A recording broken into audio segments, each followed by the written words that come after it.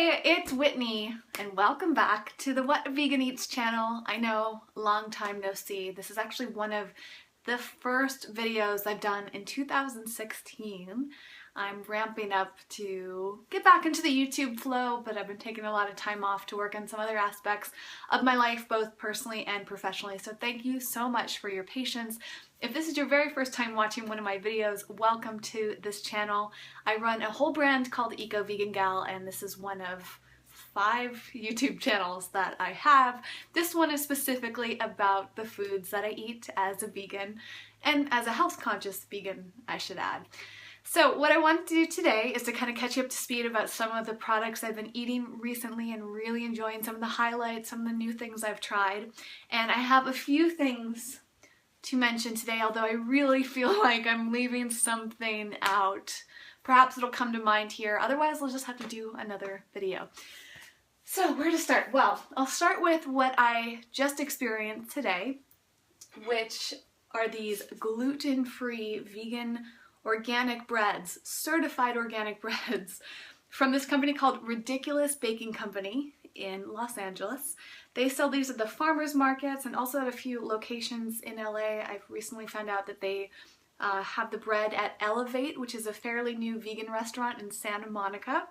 And I've known the baker, the owner of this company, Adam, for a while, and he has made some of the best gluten-free vegan products I've ever had. The first time I met him was when he gave me some of his gluten-free bagels, and they blew my mind. That was like 7 years ago, and now his company has really expanded to include all sorts of options. Now, Ridiculous Baking Co. is not entirely gluten-free. It's entirely vegan, but Adam keeps adding in more and more gluten-free options, and these are some of them. I have not tried this baguette yet.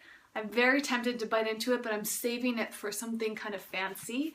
But wow, I mean, this is so beautiful. You rarely ever see gluten-free baguettes, let alone vegan gluten-free baguettes. This is just so beautiful. I mean, it looks just like quote-unquote regular bread. What I did try today, though, was his focaccia. You can see I've been picking away at it. Oh my gosh, this is so good. I don't know if I've ever had gluten-free focaccia before. It's just this thick bread with herbs on top, kind of like Italian herbs. I'm guessing rosemary and, was it cardamom in there? I don't know. Not cardamom, is that right? I don't know, but garlic probably, a little bit of olive oil, and it's baked into the bread too. This is so delicious. I'm going to try toasting this up, maybe turning this into a sandwich, but it's really, really tasty on its own. I also tried his gluten-free muffins, and those were super delicious. He has all sorts of really great combinations. I had a blueberry muffin last week, and today I had, it was like a peach raspberry or something, but it had like crumbles of like sugar on top, and it was so delicious, super moist. That's the thing with a lot of gluten-free foods, is that they're not always very moist, but Adam knows what he's doing. Adam knows what he's doing. Now, the last thing I want to say is the thing that I want most from Adam, and he knows it because I keep reminding him, is he currently has the most delicious looking vegan croissants.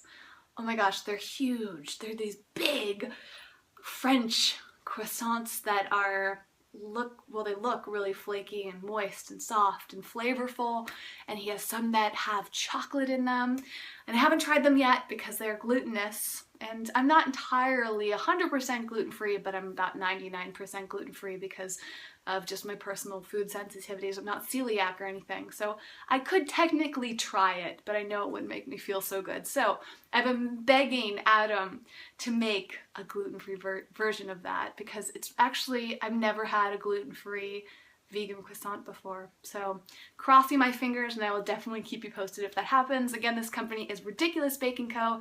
They are based in LA. That's the only place you can get them as far as I know. So if you are here or you're visiting, check it out. I'll leave a link to the website down below. Next up is, where should I go from here? I don't know. I'll say this line of kombucha beverages back here. This is Kombucha, and this is one of my new I hesitate to say favorite. I really, really like this a lot. I discovered these at this great market in LA called Air One. It's a phenomenal place to get super high quality health food, and they really curate the selection there so you know that things are going to be good. So I always get super excited when I try out kombucha, and this really surprised me. It's funny I picked up this bottle though because this was my least favorite flavor, the coconut lime. Every time I go back to Air One now, I get at least one new bottle. I really, really like the lemon ginger, and I would say my second favorite is probably the blueberry mint. I love the packaging though. That's what really drew me in. Just the label is really fun and eye-catching, and I feel like there might be at least one other flavor that I haven't tried yet. So I'll keep you posted. I really like it. The lemon ginger reminds me a lot of Revive, which is my all-time favorite kombucha. Nobody has topped Revive in my book yet, but Hum comes very close. Speaking of kombucha, I will mention that I went to a kombucha class recently from this really great online brand called Kombucha Hunter. I'll link to them down below. They have a phenomenal Instagram account, so if you love kombucha like I do, or you're thinking about it, or you want to learn how to make it yourself, check them out. They did this wonderful class at Yoga-urt, which is this delicious vegan frozen yogurt place in Glendale, which is right outside of LA.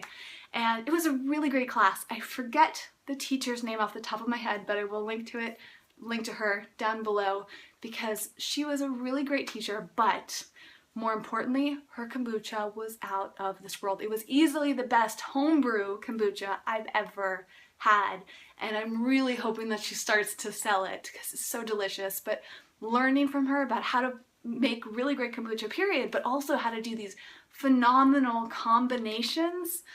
Off the top of my head, I can't remember what those combinations were, but she just threw all sorts of crazy sounding ingredients like jalapeno into her kombucha, and I was blown away by how good it tasted. So I will link to her so you can learn more from her, as well as Kombucha Hunter. Just really great kombucha lovers out there. Okay, next up, another brand that I discovered at Air One is Kettle Crapers. Lots of K's going on here. These are Danish crackers.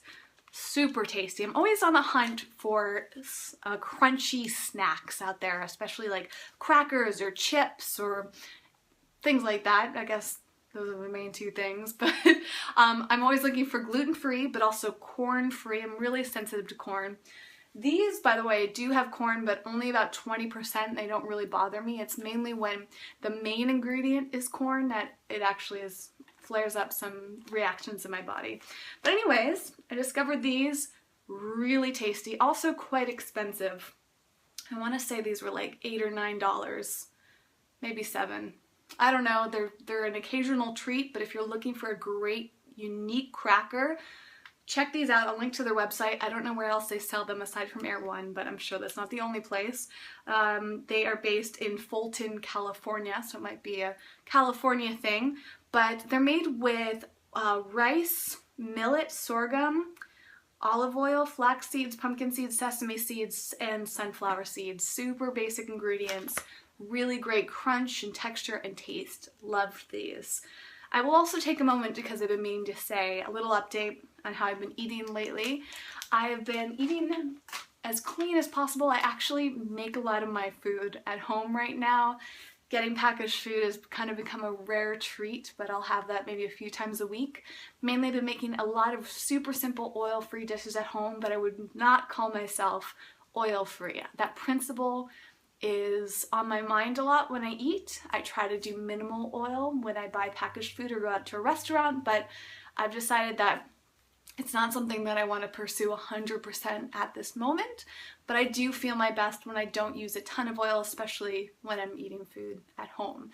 I find the simpler the better works for me, and that's really paid off in terms of how I feel, how I look, yeah, in all those great ways, the way my body works, my energy, all of that. So wanted to give you a quick update, and let's see. Oh yeah, one last thing. Want to save this for reference. I recently tried So Delicious' new So Delicious's. They redid their coconut milk creamers. Here's a little photo in case you don't know what I'm talking about. They have a French vanilla hazelnut and original vegan, almond-free, soy-free milk. And yeah, it's made from coconut. And they recently took out the carrageenan, which is really great. So it tastes better, they say. They're non-GMO, project verified. You know, I have to say, didn't love it. I wouldn't buy it for myself. I don't really drink coffee. I never make coffee for myself at home. These beverages can be nice in different types of drinks. Like you can make blended sweet drinks and stuff like that. But my issue with these were these are super, super sweet and the flavors are really bold. The original tastes just like coconut. The French vanilla is super strong French vanilla, but also still heavy on the coconut flavor. And the hazelnut is just really strong in hazelnut. However, I love this. I love that they're vegan, almond-free, and soy-free. So they work with a lot of food preferences and sensitivities. I love that they don't have the carrageenan and that they're non-GMO verified. I just wish that the sugar content was a little bit lower, but I love So Delicious in general. They make so many great products. They make it easier to enjoy these type of things, and how wonderful it is that we have options like these types of creamers out there. My sister and my mother, who usually drink dairy, didn't love these either. And in terms of the sugar content and I think the fat content, they weren't like overwhelmingly convincing as an option to switch over from like half and half. And price point, I don't remember off the top of my head, but I would guess somewhere around $4 for these, and I'm not sure how much like an organic half and half would cost at that point. I guess I was hoping my parents might be like, wow, these are great, we're never gonna buy creamer, a regular creamer again, but they didn't have that reaction. So what are you gonna do? If you like the way these taste, I say go for it and celebrate the fact that they're carrageenan free. So thank you, So Delicious, for making that happen. I guess that's it. Oh, one other thing that I wanted to mention was probably the most memorable restaurant experience I've had recently. I kind of hesitate to say that because I go to a lot of restaurants and a lot of them are great, but the one that has not left my mind was By Chloe in New York City. I went to New York City twice in December, which was so much fun, and By Chloe blew me away. All I had was her burger, but it was easily one of the best vegan burgers I've ever had, and she also has a gluten-free bun. Oh, it was so tasty. I was completely by myself in this crowded restaurant, sitting there just savoring this burger. It was really a great experience, and it was amazing to see this new vegan restaurant absolutely packed with people. It's really close to NYU, so there were a lot of college students there, and it's a really cool vibe. The people serving and working the counters were super nice, and there was just an abundance of so many cool foods there. I cannot wait to go back. If you have been there, I'd love to hear from you. What did you think? And if it's been on your list, I highly recommend going to check it out ASAP. Alright, that is it for now. It's been a semi-long update, but I hope you've enjoyed seeing some of the foods that I've enjoyed recently.